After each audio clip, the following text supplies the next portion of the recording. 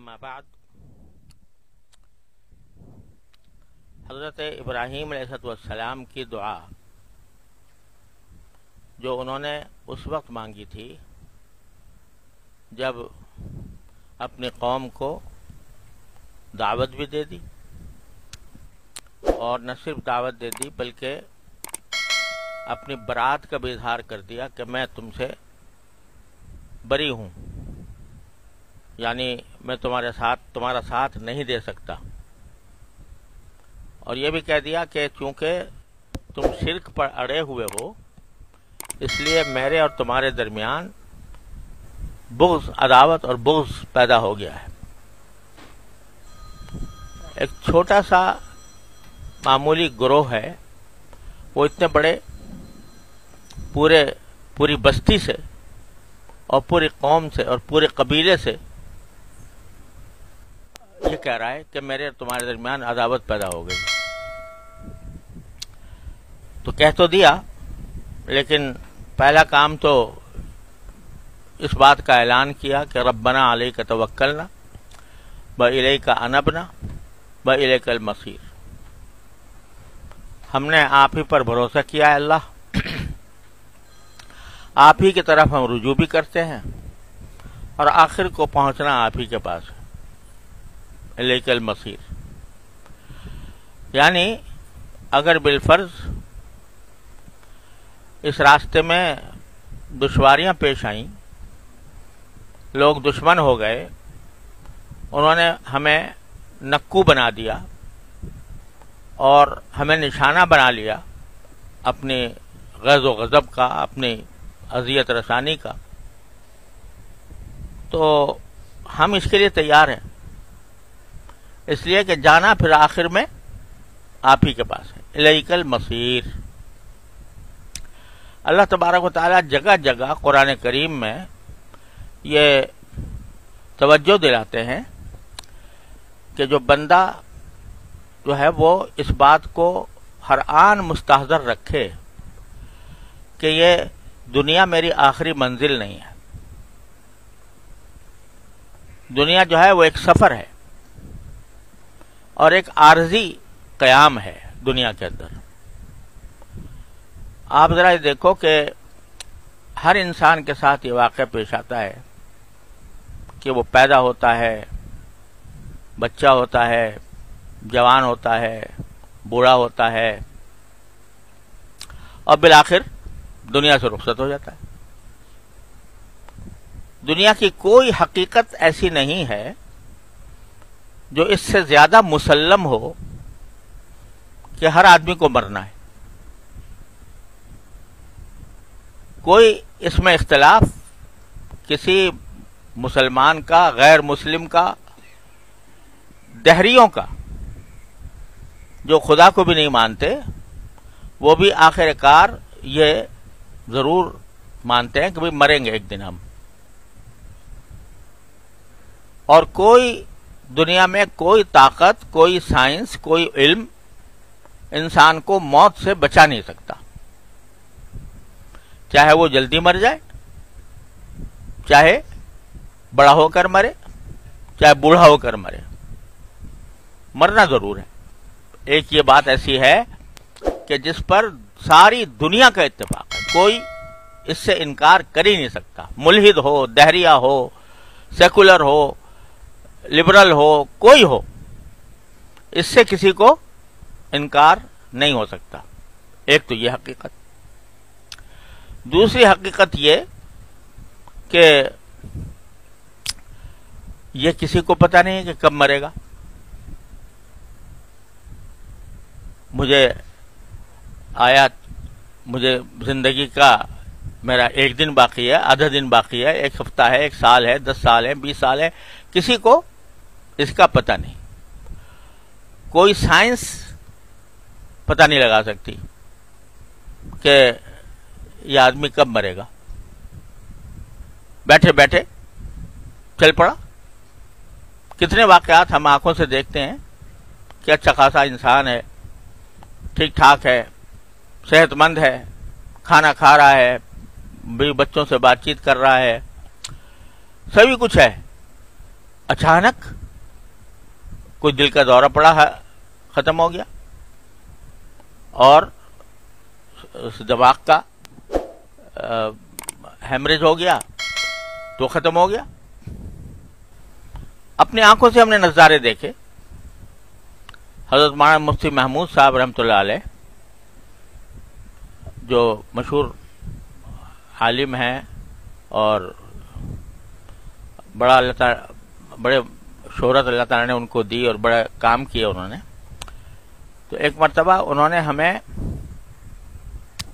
زکوٰۃ کا ایک مسئلہ تھا جس میں ہماری طرف سے جو فتویٰ جاری کیا گیا تھا اس میں، اور حضرت مفتی محمود صاحب رحمۃ اللہ علیہ نے جو فتویٰ جاری کیا تھا اس میں کچھ اختلاف ہو گیا تھا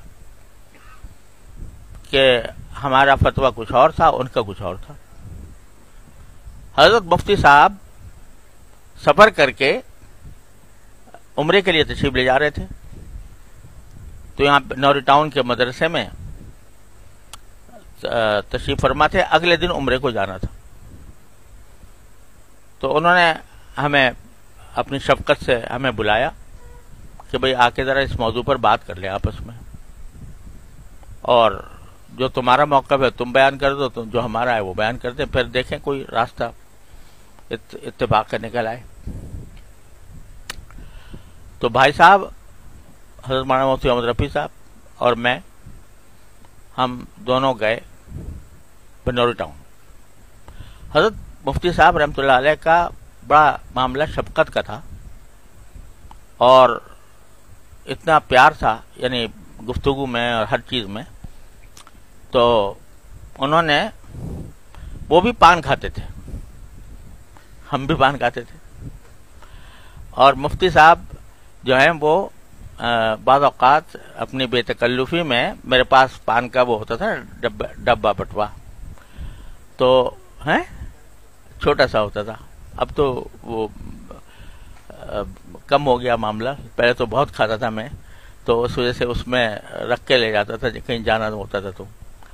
تو حضرت مفتی صاحب کی عادت تھی یعنی شفقت کی وجہ سے کہ خود ہی ہاتھ بڑھا کر وہ بٹوا لے لیتے تھے، کہا بھائی پان کھائیں گے تمہارا۔ اس طرح بالکل یعنی خوش بخوش اور بہت ہی نشاط طبع، کوئی طبیعت میں ادنا بھی کوئی کمزوری نہیں تھی، اور پان بھی لیا، اور اس کے بعد پھر بات چیت بھی شروع کی، اور بات چیت شروع کرتے کرتے ایک دم سے یہاں ہاتھ رکھا اور ختم، ایک دم سے ہاتھ رکھا اور گر گئے۔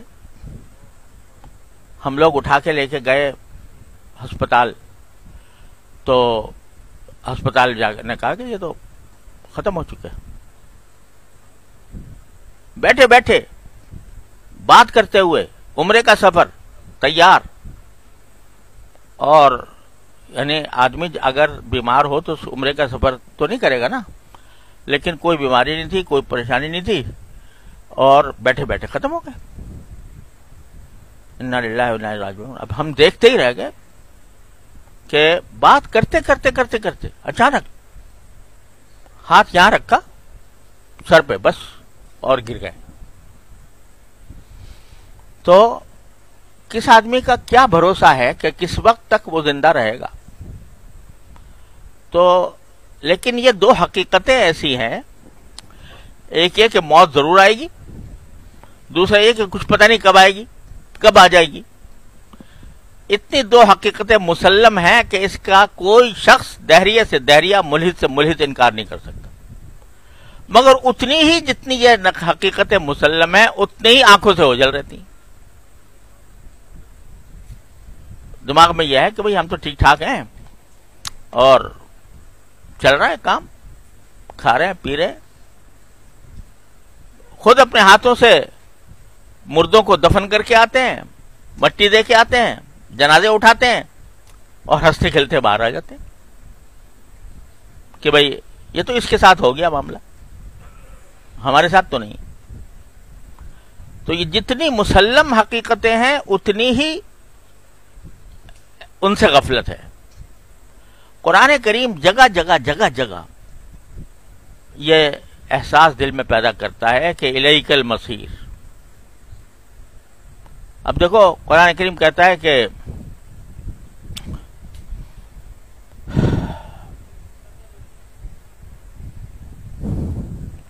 سورہ ملک کا جو دوسرا رکوع ہے وہ کیسے شروع ہوتا ہے؟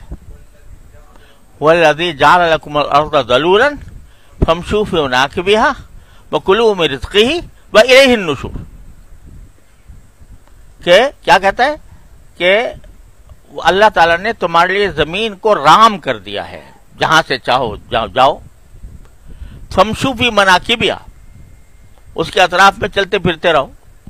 وَكُلُوا مِن رِزْقِهِ، اور اس نے جو رزق وہاں پر پیدا کیا وہ کھاتے رہو. چلے جاؤ، یعنی کھلی اجازت کہ بھائی اپنا رزق حاصل کرنے کے لیے، رزق حلال حاصل کرنے کے لیے دنیا بھر میں پھرو. فَامْشُوا فِي مَنَاكِبِهَا وَكُلُوا مِن رِزْقِهِ. جو لوگ صبر کرتے ہیں، دوسرے ملکوں میں جاتے ہیں اللہ تعالیٰ کا رزق تلاش کرنے کے لیے، کوئی ممانعت نہیں. يَضْرِبُونَ فِي الْأَرْضِ يَبْتَغُونَ مِن فَضْلِ اللَّهِ، زمین میں صبر کرتے ہیں اور اللہ کا فضل تلاش کرتے ہیں، یعنی رزق تلاش کرتے ہیں. تو کلوا من رزقہ، کھاؤ، لیکن ہر وقت یاد رکھنا وَإِلَيْهِ النُّشُورُ، آخر میں جانا اللہ ہی کے پاس ہے. لہذا تمہاری چلت پھرت، تمہارے سفر، تمہارے نقل و حرکت، یہ سب تمہیں ہم نے جائز کر دی ہے، جائز حدود کے اندر رہ کر وہ سب کرتے رہو. لیکن یہ مت بھولنا کہ آخر میں جانا ہمارے پاس ہے. الیہ النشور، آخر میں ہمارے پاس آنا ہے. جگہ جگہ یہ حقیقت اللہ تبارک و تعالی اس کو یاد دلاتے ہیں کہ وہ غافل انسانوں، تم نے ساری اپنی زندگی کا محور جو ہے وہ چند چیزوں کو بنا رکھا ہے. زیادہ سے زیادہ راحت مل جائے، زیادہ سے زیادہ آرام مل جائے، زیادہ سے زیادہ لذت مل جائے. لیکن اگر تم اس کے ساتھ یہ جملہ لگائے رکھو کہ الیہ النشور، جانا اسی کے پاس ہے، تو پھر تمہاری یہ ساری دوڑ دھوپ جو ہے نا، یہ سب عبادت بن جائے گی. اگر یہ ذہن میں ہو کہ ان کے پاس جانا ہے، اور ان کے پاس جانے کے بعد کیا ہونا ہے کہ مجھے اپنے ہر قول و فعل کا جواب دینا ہے. ہر چیز ریکارڈ ہو رہی ہے، منہ سے کوئی لفظ نکل رہا ہے وہ بھی ریکارڈ ہو رہا ہے، جو کام کر رہے ہو وہ بھی ریکارڈ ہو رہا ہے. آخر میں پہنچنا ان کے پاس ہے، اللہ تعالیٰ کے پاس ہے. یہ احساس پیدا کرنے کے لیے اللہ تبارک و تعالیٰ جا بجا قرآن کریم بھرا ہوا ہے اس سے، کہ اس لیے تاکہ غافل انسان اس سے غفلت نہ برتے، اپنی موت سے غفلت نہ برتے، موت کے بعد آنے والے حالات سے غفلت نہ برتے. کیا ہونے والا ہے میرے ساتھ، اس کا حضرت مولانا رومی فرماتے ہیں کہ جانے جملہ علمہا اینستوئیں، جانے جملہ علمہا اینستوئیں کہ بدانی من کے امدر یوم الدین، کہ سارے علوم کی جو جان ہے، جتنے علوم دنیا کے دین کے جتنے علوم ہیں ان سب کی جان یہ ہے، صرف یہی ہے، اینستوئیں، بس یہی ہے. کیا کہ تمہیں یہ پتا ہو کہ میں آخر میں جب اللہ کے پاس پہنچوں گا تو میرا کیا حشر بننے والا ہے. یہ احساس ہے جو پیدا کرنا مقصود ہے. موت کو نہ بھولو. اکثر ذکر حازم اللذات، نبی کریم صلی اللہ علیہ وسلم نے ارشاد فرمایا کہ اس چیز کو کثرت سے یاد رکھو جو ساری لذتوں کو ختم کرنے والی ہے. ساری ہم اتنے جائیداد ہم نے جمع کر لی، اتنے دولت جمع کر لی، اتنا عیش و آرام اٹھا لیا، یہ سب جب جانے کا وقت آئے گا تو آج ساری افکار میں مبتلا ہیں کس طرح ہم اپنے دولت کو روکیں، کس طرح اپنی جائیدادوں کی تحفظ کریں، کس طرح اس سے زیادہ دولت کمائیں. اور جب وقت آ گیا تو نہ دولت اپنی، نہ بچے اپنے، نہ بیوی اپنی، نہ مال و دولت اپنی، نہ جائیداد اپنی. وہ ہمارے اردو کا ایک مشہور شاعر ہے نذیر اکبر آبادی، اس کی بڑی زبردست نظم ہے، اس کو آج سمجھنے والا بھی مشکل سے ملے گا، اس کے اندر اردو کے ایسے الفاظ ہیں. تو وہ کہتا ہے کہ سب ٹھاٹ پڑا رہ جاوے گا جب لاد چلے گا بنجارا، سب ٹھاٹ پڑا رہ جاوے گا جب لاد چلے گا بنجارا. یعنی جب دنیا سے رخصت ہوگا تو یہ سارے ٹھاٹ بار، عیش و عشرت، جائیدادیں، دولت، لوگ، بیوی بچے، وہ بیوی بچے جو تمہیں اپنے بعض اوقات جان سے زیادہ عزیز رکھتے ہیں، جب تمہارا انتقال ہو گیا تو تمہارا نام بھی نہیں رہا. کیونکہ میت اٹھا لو، کیا کہتے ہیں بھائی فلاں کا انتقال ہو گیا ہے، اب اس کے بعد آپ کا نام بھی بدل گیا، کیا کہتے ہیں میت کب آئے گی، میت کو لے کے آ رہے ہیں، میت کو یہاں رکھ دو، میت کو برف خانے میں رکھ دو، میت کو لے آؤ. تو اب کوئی نام سے بھی نہیں پکارتا تمہیں کہ بھائی تم فلاں ہو، بلکہ میت ہو گئے، اب تم لاش ہو گئے. تو سب ٹھاٹ پڑا رہ جاوے گا جب لاد چلے گا بنجارا. یہی وہ حقیقت ہے کہ جس سے غفلت کی وجہ سے بندہ جو ہے وہ اللہ بچائے اپنے نفس کی خواہشات میں الجھا ہوا ہے، اور اس میں جائز حدود کو بھی پامال کر رہا ہے، جو اللہ تعالیٰ کے دیے ہوئے احکام ہیں ان کو بھی نظر انداز کر رہا ہے. کس وجہ سے؟ کہ موت سے غافل ہے. اب کیا ہو جائے گا؟ ایک بزرگ کا واقعہ میں نے اپنے والد صاحب رحمۃ اللہ علیہ سے سنا کہ بزرگ تھے، بڑے اللہ کے ولی تھے. تو ان کو کوئی ہر ایک اللہ کے ولی کے کوئی دشمن بھی ہوتے ہیں. تو دشمن کوئی تھا، اس نے اللہ تعالیٰ معاف کرے، اس نے ان کی شان میں گستاخی کی اور کہا کہ جی تم تو کتے سے بھی بدتر ہو. تو اب اگر ہم سے کوئی یہ کہے کہ تم کتے سے بدتر ہو، کیا ہوگا؟ کیا انجام ہوگا؟ کیا ہمارے دل میں جذبات ہوں گے؟ انہوں نے جواب میں فرمایا کہ بھائی مجھے ابھی پتہ نہیں کہ میں کتے سے بدتر ہوں یا نہیں. مرنے کے بعد اگر اللہ تبارک و تعالی نے مجھے بخش دیا تب تو میں کہہ سکوں گا کہ کتے سے بدتر ہوں، کتے سے بہتر ہوں. لیکن اللہ نے اگر بخشا نہیں تو واقعی کتے سے بدتر ہوں. اس واسطے کہ کتے سے حساب نہیں لیا جائے گا. وہ اللہ نے پیدا کر دیا مخلوق، وہ آزاد ہے، اس سے کوئی قیامت میں باز پرس نہیں ہوگی کہ تم نے فلاں وقت کیا کام کیا تھا، کیا نہیں کیا تھا. تو اگر مجھ سے اللہ ناراض ہو گیا اور مجھے اس نے اللہ تبارک و تعالی نے مجھے جہنم میں جھونک دیا والعیاذ باللہ، یا ناراضی کا اظہار کر دیا، تو واقعات میں کتے سے بدتر ہوں. لہذا تم جو کہہ رہے ہو یہ اتنی بالکل غلط بات نہیں ہے. ہو سکتا ہے کہ میں کتے سے بدتر ہوں. تو جن کے ذہن میں یہ بات رہتی ہے کہ بھائی مرنا ہے، تو پھر وہ ہر قدم پر ان کو روکتی ہے. کائے سے روکتی ہے؟ گناہ سے روکتی ہے، اللہ تعالیٰ کی نافرمانی سے روکتی ہے. یہ آخرت کے تصور ہی ہے جو در حقیقت انسانوں کے دلوں پر پہرے بٹھاتا ہے. جتنے دنیا کے اندر جرم، ظلم، حق تلفیاں، گناہ جتنے ہو رہے ہیں، وہ کیوں ہو رہے ہیں؟ اس لیے کہ انسان اللہ تبارک و تعالیٰ کے سامنے پیش ہونے سے غافل ہے. جو حدیث میں آتا ہے کہ لا یزنی الزانی حین یزنی وہو مومن ولا یسرق السارق حین یسرق وہو مومن. زنا کرنے والا جس وقت والعیاذ باللہ زنا کرتا ہے تو وہ مومن نہیں ہوتا، اور جس وقت چوری کرنے والا چوری کرتا ہے تو اس وقت وہ مومن نہیں ہوتا. اس کے یہ معنی نہیں ہے کہ وہ کافر ہو جاتا ہے.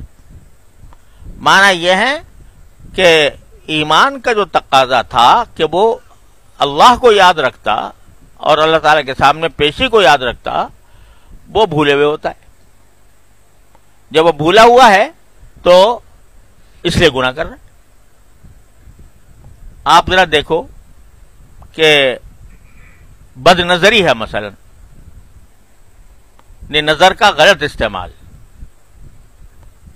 آج کل بد نظری کا تو ایک طوفان، اس کے اسباب اور وسائل کا ایک طوفان برپا ہے. اب اگر کوئی آدمی فرض کرو کوئی فحش قسم کا منظر دیکھ رہا ہے اور اس کو پتا ہو کہ میرے بچے بھی مجھے دیکھ رہے ہیں، میرے بچوں کو پتا ہے کہ میں یہ کام کر رہا ہوں، کرے گا؟ اگر کرے گا تو کب کرے گا؟ خلوت میں کرے گا، تنہائی میں کرے گا.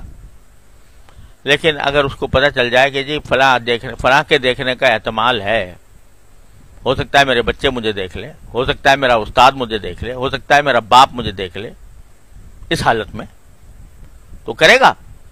نہیں کرے گا. کیوں؟ اس واسطے کہ اس سے ڈر ہے کہ بدنام ہو جاؤں گا، میری پٹائی ہو جائے گی، مجھے کیا کہے گی مخلوق، کیا کہے گی. تو مخلوق کا ڈر تو ہے، اور مخلوق کے ڈر کی وجہ سے جب موقع آتا ہے تو کتنا ہی دل للچا رہا ہو، مچل رہا ہو، لیکن اگر پتا ہو کہ فلاں دیکھ رہا ہے تو کبھی بھی نہیں کرے گا. یہ احساس ہمیں اللہ تبارک و تعالیٰ کے دیکھنے کے بارے میں کیوں نہیں ہوتا کہ وہ مجھے دیکھ رہا ہے، اس کے پاس ہی جانا ہے مجھے، اور اسی کے پاس جا کے جواب دینا ہے مجھے اپنے ہر فعل کا. یہ احساس جب تک پیدا اس وقت تک نہیں ہوتا جب تک کہ عقیدہ آخرت کا اور اللہ تعالیٰ کے سامنے پیش ہونے کا جب تک دل میں جاگزین نہ ہو جائے. عقیدہ عقیدے کے طور پر تو ہے.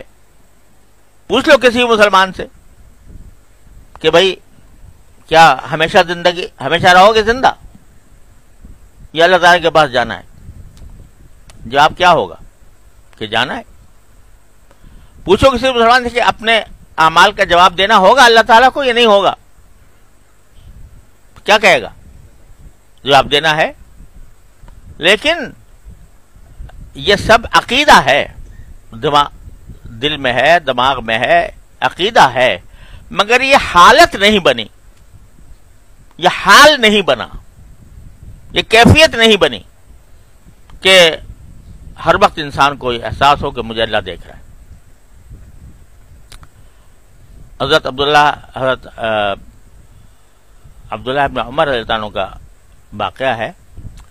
وہ کہیں سفر میں جا رہے تھے تو ایک چرواہا جو ہے وہ مل گیا. وہاں کوئی ہوٹل ریسٹورینٹ تو ہوتے نہیں تھے کہ بھئی کھانے کا وقت آیا تو کہیں ریسٹورینٹ میں جا کے کھانا کھا لیں. ایک چرواہا بکریاں لیے چرا رہا تھا تو اس سے کہا کہ بھائی یہ بکریاں ہیں، میں مسافر ہوں، تو تم ایسا کرو ایک بکری مجھے دے دو اور پیسے مجھ سے لے لو، میں اپنا سفر میں اس کو ساتھ رکھوں گا. اس نے کہا جی بکریاں میری نہیں ہیں، میرے کسی اور کی ہیں، اس کو کیا جواب دوں گا؟ تو کہنے لگا تو انہوں نے حضرت عمر نے ایسے ہی ان کو امتحان لینے کے لیے ان سے کہا کہ بھائی کیا مشکل معاملہ ہے، تم مجھے بکری دے دو گے میرا فائدہ ہو جائے گا، اور میں تمہیں پیسے دے دوں گا اس سے تمہارا فائدہ ہو جائے گا، اور جو مالک پوچھے گا کہ کہاں گئی بکری تو کہہ دینا بھیڑیا کھا گیا. بھیڑیے تو کھاتے ہی رہتے ہیں بکریوں کو. جو ہی حضرت نے یہ جملہ اس سے کہا تو ایک دم سے وہ بولا فَأَيْنَ اللَّهُ، پھر اللہ کہاں گیا؟ یعنی وہاں تو کہہ دوں گا میں اور بچ جاؤں گا، لیکن جو اللہ مجھے دیکھ رہا ہے اس کو کیا جواب دوں گا؟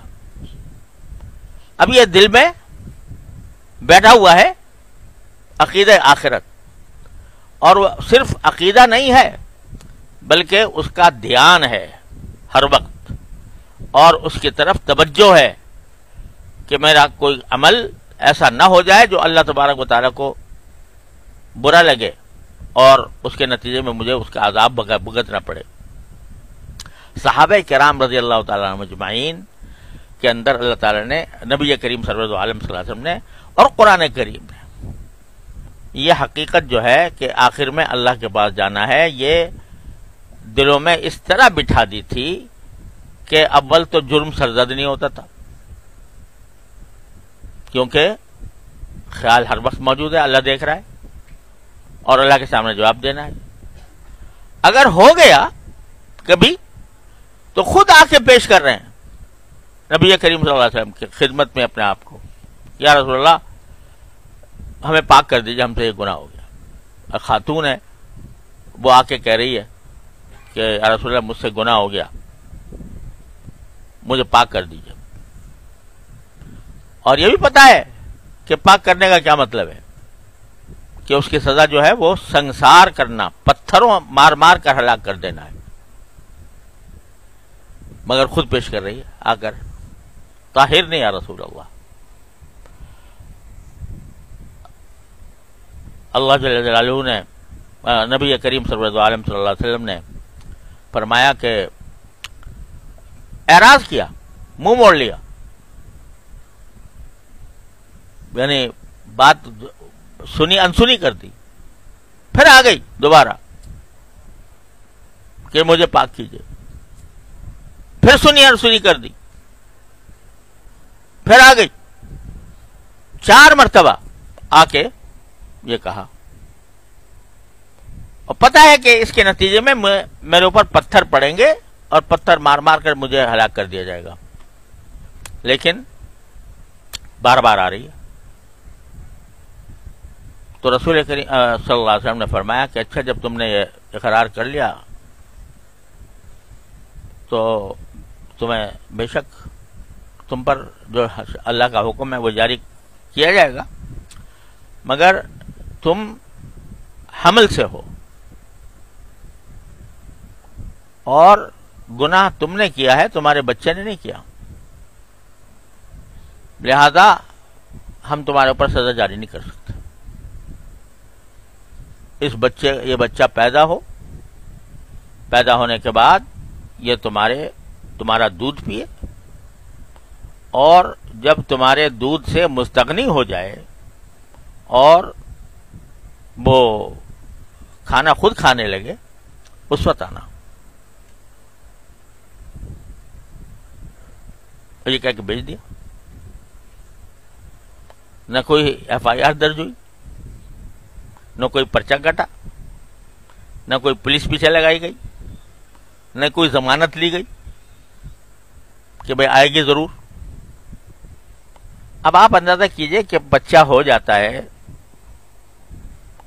ماں بن جاتی ہے، بچے کی محبت، اس کے اوپر شفقت، ماں کی مامتا، کیا کچھ ان چیزوں نے اس کو زندہ رہنے پر آمادہ نہیں کیا ہوگا، لیکن بچہ ہوا، دودھ پلایا، 2 سال دودھ پلایا، اور پھر آ گئی رسول کریم صلی اللہ علیہ وسلم۔ اس طرح آئی کہ بچے کے منہ میں روٹی کا ٹکڑا ڈال کر، کیا رسول اللہ اس کو دودھ پلا کر اس قابل ہو گیا ہے میرا بچہ کہ یہ روٹی کھا سکے۔ تو اس وقت ان پر سزا جاری کی گئی، اور سزا جاری کر کے نبی کریم صلی اللہ علیہ وسلم نے نماز جنازہ پڑھائی اس کی، اور نماز جنازہ جب پڑھانے لگے تو عمر نے کہا کہ یا رسول اللہ یہ خاتون تو ایسی تھی جس سے ایسا گناہ سرزد ہوا تھا، آپ اس کی نماز جنازہ پڑھا رہے ہیں؟ تو آپ نے فرمایا عمر اس نے گناہ بے شک ہوا تھا اس سے، لیکن توبہ اس نے ایسی کی ہے کہ اگر وہ توبہ جو انہوں نے کی ہے وہ اگر سارے اہل مدینہ پر تقسیم کر دی جائے سب کی مغفرت ہو جائے۔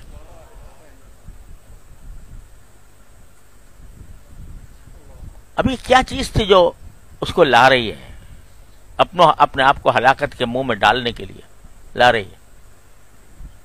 کیا چیز تھی؟ آخرت کی فکر. ایک دو نہیں، سینکڑوں مثالیں ہیں صحابہ کرام کے زمانے میں.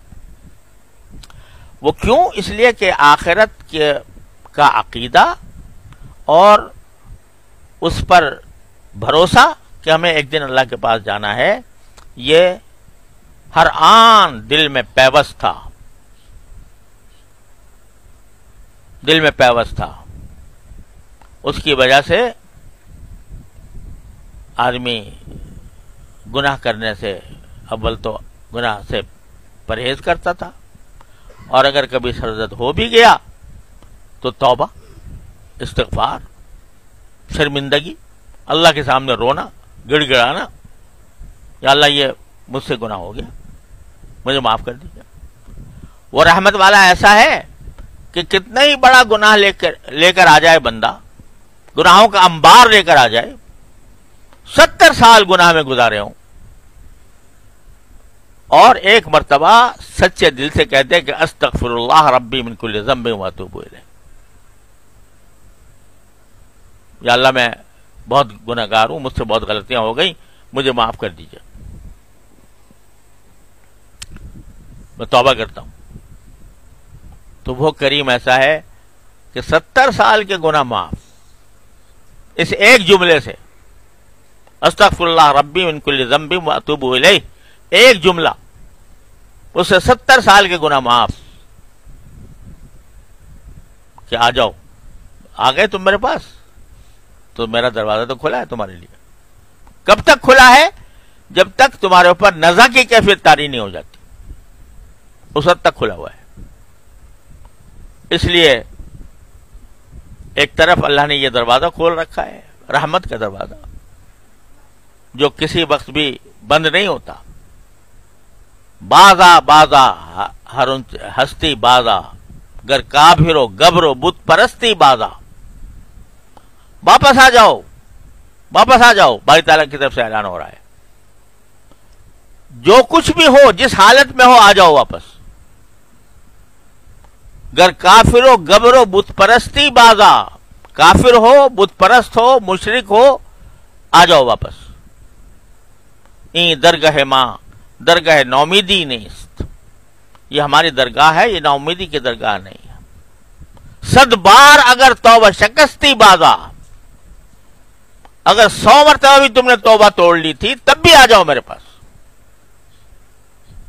اس ایک دروازہ اس نے کھولا ہوا ہے. تو اگر احساس بندے کو یہ ہو جائے، دل میں پیوست ہو جائے، اللہ تعالی ہم سب کے دلوں میں پیوست کر دے کہ مرنا ہے، مرنے کے بعد اللہ تعالیٰ کی بارگاہ میں جواب دینا ہے، تو یہ احساس جو ہے یہ توبہ پر آمادہ کرے گا، اللہ تعالیٰ کی طرف رجوع پر آمادہ کرے گا. اول تو گناہ، دیکھو یہ اللہ تعالیٰ نے یہ زندگی جو رکھی ہے، یہ لڑائی ہے، ایک جہاد ہے، پوری زندگی جہاد ہے. کس سے جہاد ہے؟ اپنے نفس سے اور شیطان سے، نفسانی خواہشات سے اور شیطان سے.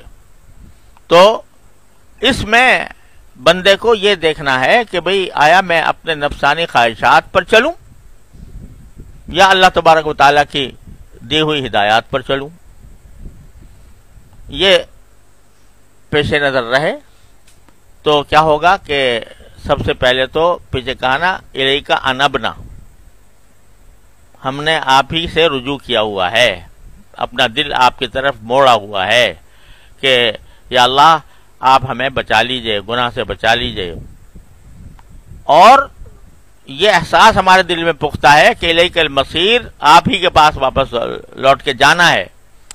تو اس واسطے جو بھی مصیبتیں بظاہر نظر آئیں وہ ہم گوارا کر لیں گے، لیکن اپنی آخرت کو ٹھیک کریں گے.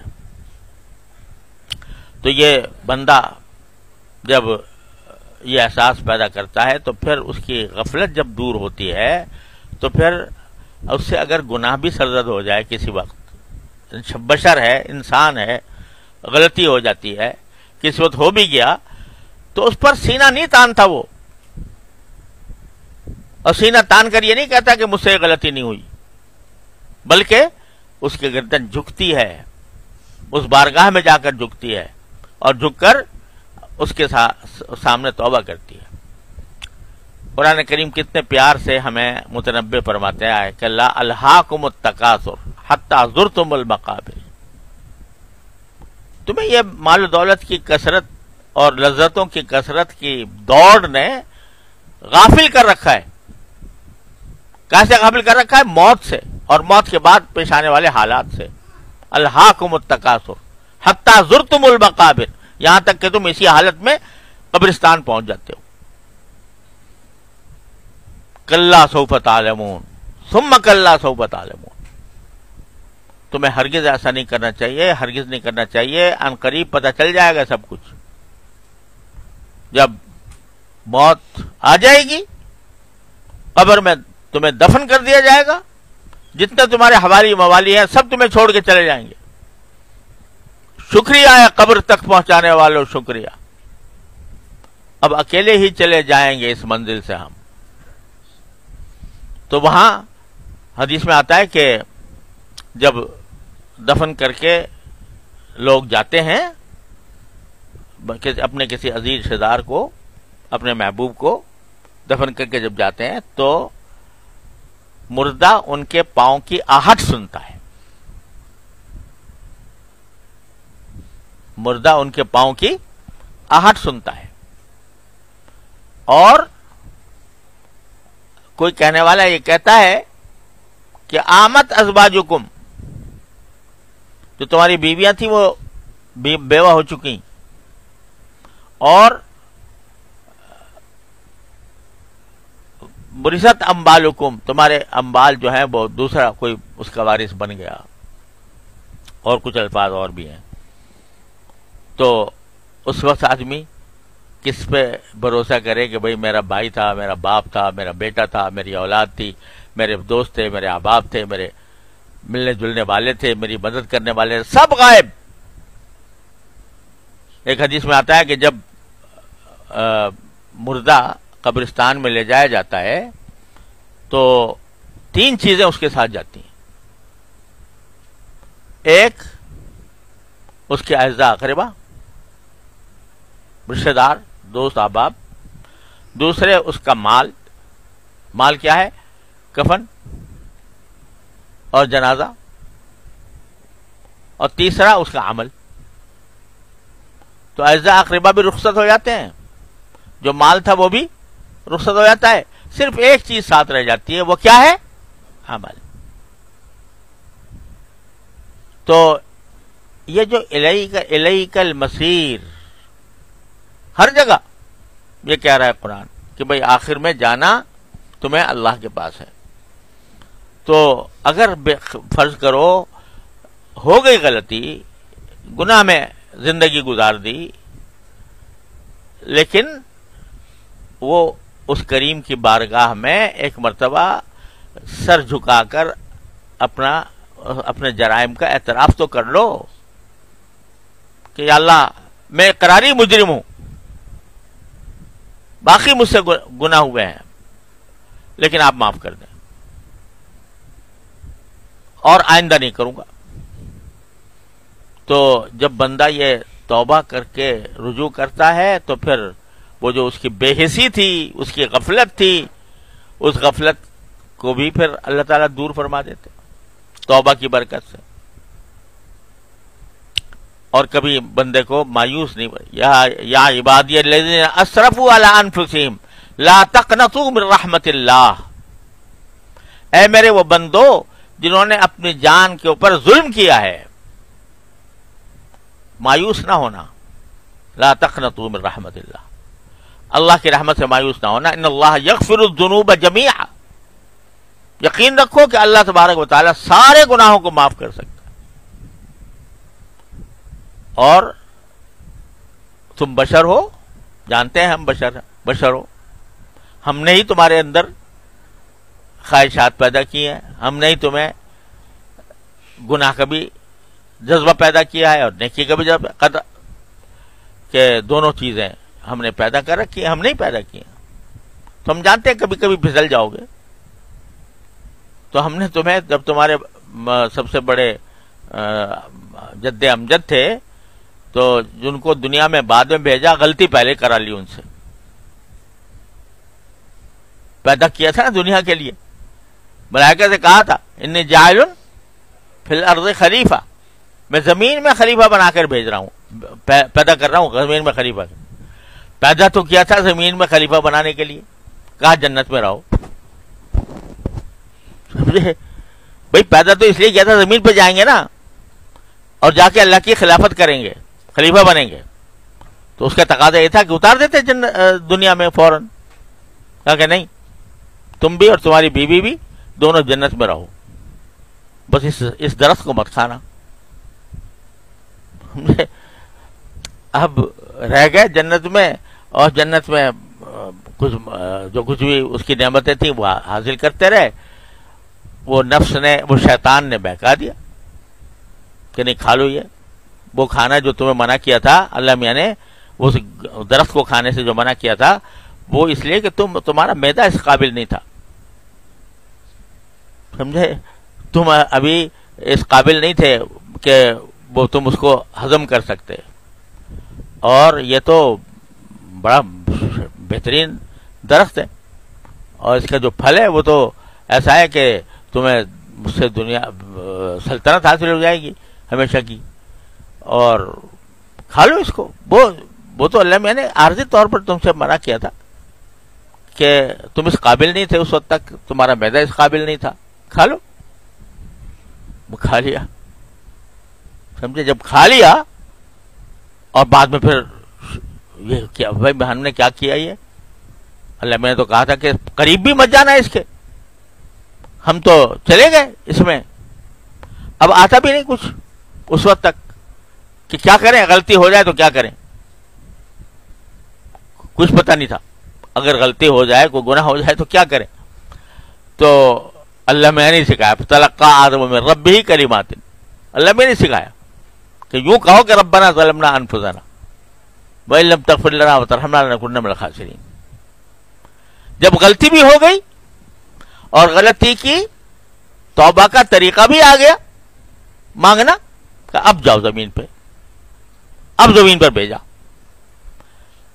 تو یہ پیدا کیا تھا جس کام کے لیے، اس کام کی مشق کرا کے بھیجا جنت میں، کہ تم جب دنیا میں جاؤ گے تو تم سے ہو جائیں گی کچھ غلطیاں، لیکن ان غلطیوں کے موقع پر یہ کرنا. شیطان کو پیدا کیا خود اللہ میں نے پیدا کیا نا، اور اس کو طاقت دی.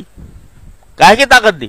وسوسے ڈالنے کی اور گناہ پر آمادہ کرنے کی طاقت دی. اور زہر ایک پیدا کر دیا اس جو آدم کے لیے، ابن آدم کے لیے ایک زہر پیدا کر دیا شیطان. لیکن زہر کے ساتھ اس کا تریاق بتا دیا کہ جب کبھی یہ زہر تمہیں ڈسے تو تریاق یہ ہے ربنا ظلمنا انفسنا وان لم تغفر لنا وترحمنا لنكن من الخاسرین. تو عقیدہ آخرت، اللہ تعالیٰ کے سامنے جواب دہی کا احساس، یہی آمادہ کرتا ہے انسان کو. اور اتنا آسان بنا دیا، اتنا آسان بنا دیا نا کہ بھئی شیطان بیکارہ ہے، کچھ کر گزرے اس کے کہنے سننے سے، تو اس نے ڈس لیا تمہیں، زہر پیدا کر دیا تمہیں، لو تریاق لو. تریاق یہ کہ ربنا ظلمنا انفسنا تلقى آدم من ربه کلمات، پروردگار ہی نے سکھائے کہ یوں کہو تو غلطی معاف ہو جائے گی. تو جب بندہ، اللہ تعالیٰ ہم سب کے اندر پیدا کر دے یہ احساس، تو اول تو گناہ سرزد نہیں ہوتا، لڑائی ہو رہی ہوتی ہے بندے میں اور اس کے نفس میں اور شیطان کے درمیان لڑائی چلتی ہے. کبھی نفس نے ڈھا لیا، کبھی ہم نے ڈھا دیا اس کو. لیکن اگر اس نے ڈھا دیا تو راستہ بھی بتا دیا کہ اگر اس نے تمہیں ڈھا دیا تو راستہ یہ ہے، ہمارے پاس آ جاؤ. رجوع. توبہ کے کیا معنی؟ توبہ کے معنی رجوع کرنا، لوٹ کے آ جاؤ ہمارے پاس. تو وہ راستہ آرام کا ہر انسان کو بتا رکھا ہے. تو اس لیے کیا کتنے پیار سے اللہ تعالیٰ نے فرمایا ہے، وَالَّذِينَ إِذَا فَعَلُوا فَاحِشَةً أَوْ ظَلَمُوا أَنفُسَهُمْ فَاسْتَغْفَرُوا اللَّهَ وَمَن يَغْفِرُ الذُّنُوبَ إِلَّا اللَّهُ وَلَمْ يُصِرُّوا عَلَى مَا فَعَلُوا وَهُمْ يَعْلَمُونَ. ان نیک لوگوں کی ہو رہی بات، یہ کافروں کی، فاسقوں کی نہیں ہو رہی، نیک لوگوں کی. وَالَّذِينَ إِذَا فَعَلُوا فَاحِشَةً، اگر کوئی بے حیائی کا کام کر بھی گزرے یا اپنی جان پر ظلم کر بیٹھے کوئی گناہ کر کے، تو کیا کرتے ہیں؟ ذکر اللہ، فوراً اللہ کو یاد کرتے ہیں، اور واستغفروا لذنوبہم، اور اپنے گناہ سے معافی مانگتے ہیں. ومن یغفر الذنوب الا اللہ، اور اللہ کے سوا معافی دے گا بھی تو کون؟ بیچ میں یہی فرما دیں، ومن یغفر الذنوب الا اللہ، اللہ کے سوا کون دے گا معافی. وَلَمْ يُصِرُّوا عَلَى مَا فَعَلُوا، اور جو کچھ کر گزرے تھے اس کے اوپر اصرار نہیں کرتے کہ جی ہم نے تو ٹھیک کیا تھا. سب سے بڑی جو خطرناک چیز ہے وہ یہ ہے اصرار. اصرار کے معنی یہ کہ باوجود گناہ کرنے کے اس گناہ کو صحیح ثابت کرے آدمی، جیسے آج کی دنیا میں ہو رہا ہے. کیا ہے بھائی؟ یہ مولویوں نے بنا رکھی ہیں، مولویوں نے دن کو تنگ کر کے رکھ دیا ہے. بے پردگی میں کیا حرج ہے؟ اگر عورت بے پردہ نکل جائے تو کیا حرج ہے؟ اگر جو ہے وہ تھوڑا بہت اگر آدمی اپنا دل خوش کرنے کے لیے جو ہے وہ کوئی ایسا ڈرامہ دیکھ لے، کیا حرج ہے؟ سمجھے؟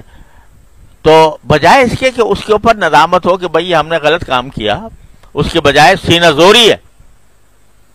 تو سینہ زوری کا نتیجہ، سینہ زوری والا نہیں بچتا، اللہ تعالیٰ محفوظ رکھے. سینہ زوری کرنے والا نہیں بچتا، لیکن ندامت کرنے والا، جس کے دل میں گناہ کے بعد شرمندگی ہو، تو انما التوبۃ الندم، توبہ ندامت کا نام ہے. ندامت پیدا ہو گئی تو کہتے ہیں لمحے آ جاؤ ہمارے آغوش میں. من یغفر الذنوب الا اللہ، کون معاف کرے گا تمہیں سوائے ہمارے؟ کون معاف کرے گا ہمارے سوا؟ تو میرے پاس آ جاؤ.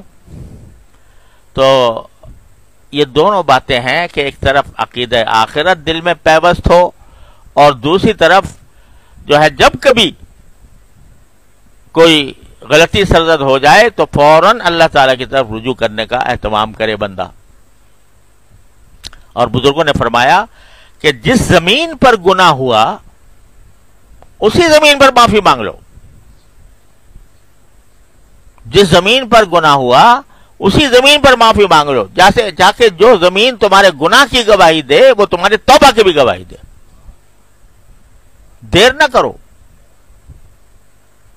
دیر نہ کرو، فوراً وہیں کہ وہیں معافی مانگ لو.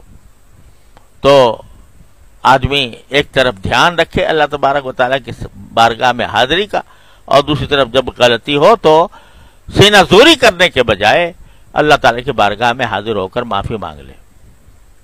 بس یہ سارے تصوف کا خلاصہ سمجھ لو. یہ ہے اپنی طرف سے کوشش کرتے رہو، غلطی ہو جائے معافی، اللہ تعالیٰ کے دربار میں حاضر ہو کر معافی مانگتے رہو، انشاءاللہ بیڑا پار ہو جائے گا. اللہ تبارک و تعالیٰ انشاءاللہ بخش دیں گے.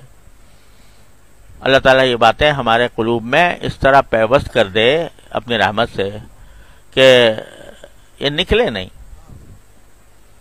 اور کوئی دن ہمارا استغفار سے خالی نہ ہو، توبہ سے خالی نہ ہو.